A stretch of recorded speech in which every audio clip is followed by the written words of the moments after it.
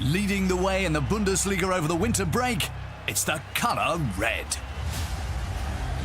Bayern Robben! Bayern are out on their own at the top. A familiar scenario, but for a while it seemed a very unlikely one. It's crazy. This has got to be a first.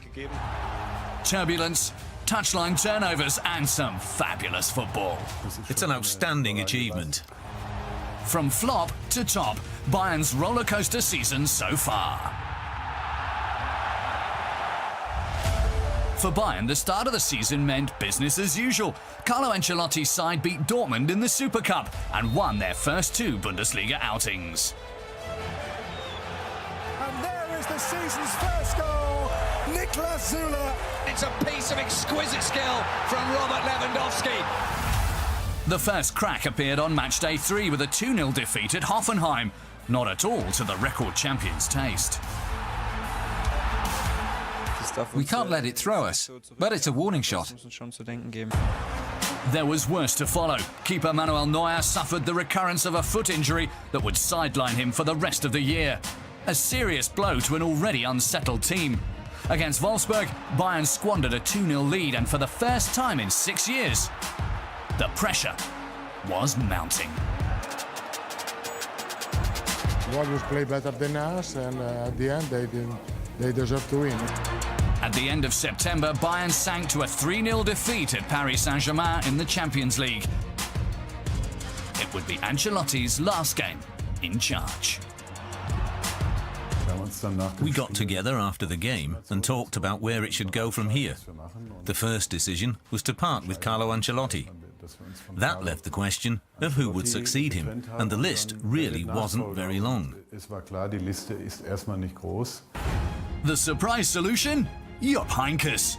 Sprung out of retirement 4 years after leading Bayern to the treble, and as clear-eyed as ever about the task in hand.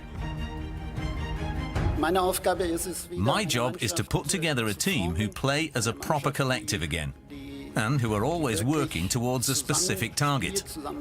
At the moment, it's all about turning things around. Heynckes, ready to get to work on the Bayern deficit. Obviously, Dortmund are already 5 points clear, just 7 games into the season. And the way they're playing at the moment, it'll be very hard to knock them off the top. The master, Jupp Heynckes, back in harness as Bayern's head coach. With Heynckes at the helm, Bayern immediately got back to winning ways. The veteran coach started his 4th stint in charge with 8 straight wins in all competitions, including 2 in the league against top rivals Leipzig and Dortmund. Robert Lewandowski, what a remarkable finish.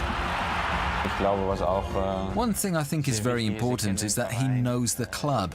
He knows how things function here. And that's exactly what we need at the moment. Just as the results improved under Heynckes, so too did the performance level of the players.